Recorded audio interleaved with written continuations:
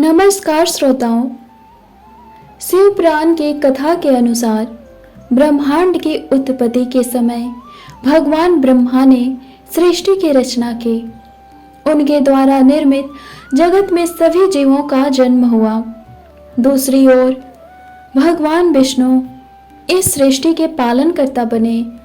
वे इस विश्व को संतुलित बनाए रखने के लिए उत्तरदायी थे। समय बीतने के साथ ब्रह्मा जी और विष्णु दोनों को अपनी शक्ति और महत्व का बोध हुआ। धीरे धीरे यह बोध अहंकार में परिवर्तित होने लगा। ब्रह्मा जी को लगा कि मैं सृष्टि करता हूँ, मेरी रचना के बिना यह ब्रह्मांड अस्तित्व में नहीं होगा, इसलिए मैं सबसे सर्वश्रेष्ठ हूँ। वहीं विष्णु जी सोचने लगे, मैं इस सृष्टि का पालन करता हूँ, यदि मैं इसे संतुलित न रखूं तो यह अस्तित्व में नहीं रह सकता, इसीलिए मैं श्रेष्ठ हूँ। एक दिन ब्रह्मा और विष्णु जी के बीच यह बहस शुरू हुई कि उनमें से कौन अधिक महान है और कौन सबसे श्रेष्ठ है। ब्रह्मा जी बोले, मैंने इस सृष्टि को जन्म दिया है। समस्त जीव जंतु, देवता, ऋषि मुनि और यहाँ तक कि तुम भी मेरे द्वारा रचित हो, इसीलिए मैं सर्वश्रेष्ठ हूँ। विष्णु जी ने उत्तर दिया, यद्यपि तुमने इस सृष्टि को उत्पन्न किया, लेकिन मैं इसकी रक्षा करता हूँ। अगर मैं इसे स्थिर न रखूं तो यह नष्ट हो जाएगी, इसलिए मेरी भूमिका तुम्हारी तुलना में अधिक महत्वपूर्ण है। धीरे धीरे यह तर्क वितर्क एक गंभीर विवाद में बदल गया।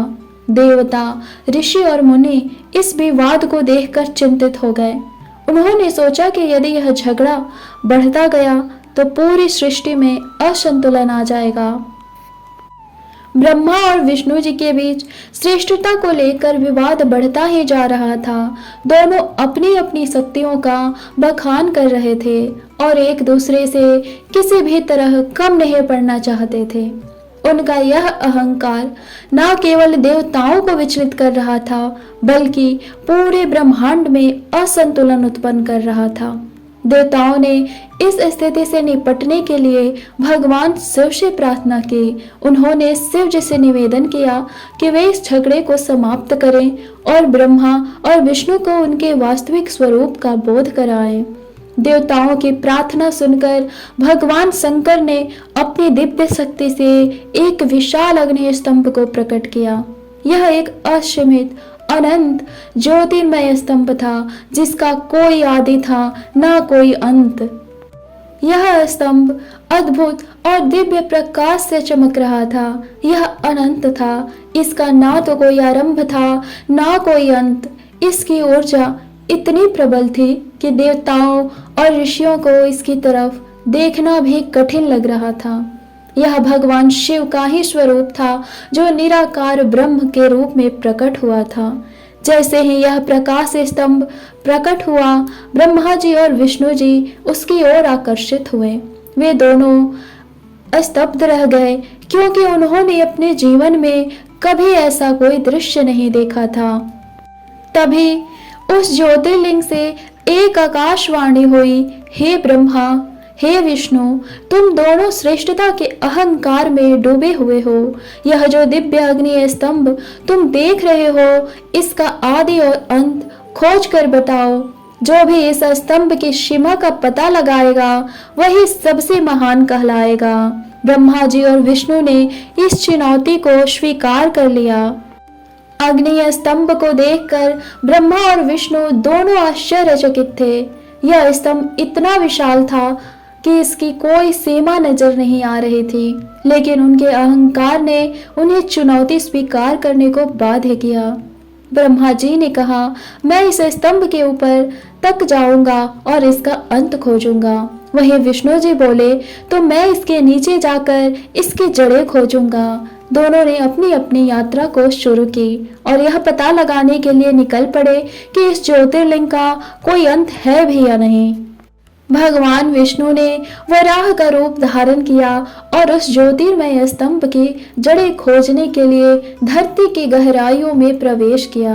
वे निरंतर नीचे की ओर बढ़ते गए। कई लोगों और रहस्यमयी स्थानों से गुजरे, लेकिन उन्हें स्तंभ का कोई अंत नहीं मिला। पाताल लोक में विष्णु जी जब पहुंचे, लेकिन वहां भी स्तंभ का कोई आधार नहीं मिला। उन्होंने अपनी संपूर्ण शक्ति लगाकर स्तंभ की जड़ें खोजने की कोशिश की, लेकिन यह हर जगह फैला हुआ था। वे हजारों वर्षों तक स्तंभ की जड़ें खोजते रहे, लेकिन उन्हें स्तंभ की जड़ें नहीं मिली। अंततः विष्णु जी ने यह स्वीकार कर लिया कि यह स्तंभ अनंत है और इसका कोई अंत नहीं। उन्होंने अपनी पराजय को स्वीकार किया और सत्य के मार्ग को अपनाते हुए वापस लौटने का निर्णय लिया। दूसरी ओर ब्रह्मा जी हंस का रूप धारण कर आकाश की ओर उड़ चले। वे ज्योतिर्लिंग के शीर्ष तक पहुंचने की कोशिश करने लगे। अनंत आकाश की ओर उड़ान भरते हुए ब्रह्मा जी हजारों वर्षों तक ऊपर की ओर उड़ते रहे, लेकिन उन्हें स्तंभ का कोई अंत नहीं मिला। कई युगों तक उड़ने के बाद भी जब कोई अंत नहीं मिला तो वे हताश होने लगे। उड़ते उड़ते ब्रह्मा जी को एक केतकी का पुष्प मिला जो स्तंभ से गिरा हुआ था। ब्रह्मा जी ने उस केतकी के पुष्प से पूछा, क्या तुम इस स्तंभ के शीर्ष से आए हो? केतकी ने उत्तर दिया, हाँ, मैं बहुत समय पहले इस स्तंभ के शीर्ष पर था और वहां से नीचे गिरा हूँ। ब्रह्मा जी को एक चाल सूझी। उन्होंने उस पुष्प से कहा, तुम मेरी सहायता करो। यदि तुम असत्य गवाही दोगे कि मैंने स्तंभ का अंत देखा है, तो मैं तुम्हें पूजनीय बना दूंगा। केतकी के पुष्प ने ब्रह्मा जी की बात मान ली और दोनों ने मिलकर असत्य बोलने का निश्चय किया। जब भगवान विष्णु ने स्तंभ की जड़ें खोजने में असमर्थता जताई, तो उन्होंने अपनी पराजय को स्वीकार किया और वापस लौट आए। वे जानते थे कि यह ज्योतिर्लिंग स्वयं परमात्मा का प्रतीक है, जिसका कोई आदि और अंत नहीं। उन्होंने निश्चय किया कि वे भगवान शिव के सामने सत्य को स्वीकार करेंगे और अपने अहंकार का त्याग करेंगे। विष्णु जी के लौटने के कुछ समय पश्चात ब्रह्मा जी वापस आए। उनके साथ वह केतकी का पुष्प भी था। जैसे ही वे लौटे, उन्होंने असत्य दावा किया कि उन्होंने स्तंभ का शीर्ष देख लिया है। ब्रह्मा जी बोले, मैंने इस स्तंभ का अंत देख लिया है। यह सीमित है और इसका ऊपरी भाग मौजूद है। केतकी के पुष्प ने भी गवाही दी, हाँ, मैं वहां से आया हूँ, यह सत्य कह रहे हैं। जब यह असत्य बोला गया तो अचानक पूरे ब्रह्मांड में हलचल मच गई। आसमान में बिजली कौंधी, दिशाएं थरथराने लगे और उस अग्नि स्तंभ से भगवान शिव स्वयं प्रकट हो गए। शिव जी का स्वरूप अत्यंत तेजस्वी था। उनकी 3 आंखें दिव्य प्रकाश बिखेर रही थी। उनका शरीर भस्म से लिप्त था और गले में सर्पों की माला थी। उनके क्रोध की अग्नि से तीनों लोग कांप रहे थे। देवता, ऋषि, मुनि सभी भयभीत होकर शिव जी की स्तुति करने लगे। भगवान शिव ने क्रोधित होकर ब्रह्मा जी से कहा, हे ब्रह्मा, तुमने अपने अहंकार में आकर असत्य बोला है और छल किया।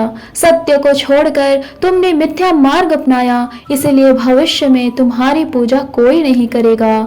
यह सुनकर ब्रह्मा जी स्तब्ध रह गए।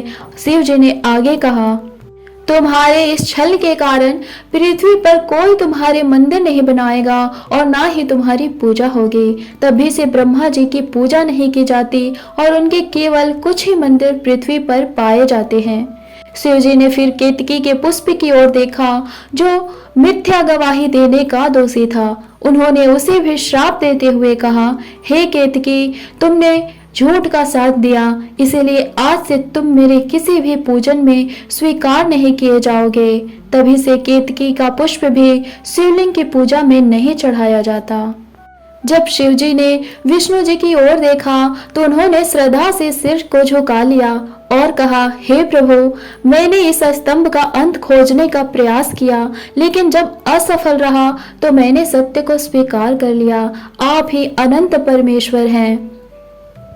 विष्णु जी की इस विनम्रता और सत्य निष्ठा से प्रसन्न होकर परम परमेश्वर शिव जी ने उन्हें आशीर्वाद दिया और कहा, हे विष्णु, तुम सदा इस सृष्टि के पालन करता रहोगे। तुम्हारी भक्ति करने वाला हर जीव मोक्ष प्राप्त करेगा। जब भगवान शिव ने स्वयं को अनंत ज्योतिर्लिंग के रूप में प्रकट किया, तब ब्रह्मा और विष्णु जी को यह एहसास हुआ कि शिव ही परम सत्य, अनंत और अखंड है। वे ही सृजन, पालन और संहार की शक्ति के मूल स्रोत हैं। भगवान शिव ने ब्रह्मा जी और विष्णु जी दोनों को आदेश दिया, यही अनंत स्तंभ मेरा निराकार ब्रह्म रूप है। यह प्रकाश पुंज स्वयं शिवलिंग कहलाएगा और इसकी उपासना से भक्तों को मोक्ष की प्राप्ति होगी। तब से शिवलिंग की स्थापना और पूजा आरंभ हुआ। इस कथा से हमें सबसे महत्वपूर्ण शिक्षा यह मिलती है कि अहंकार किसी को भी महान नहीं बनाता, अपितु विनम्रता ही सच्ची महानता की पहचान है। ब्रह्मा जी ने जब मिथ्या का सहारा लिया, असत्य कहा और अहंकार में आ गए, तो उन्हें शिव जी के श्राप का भागीदार बनना पड़ा।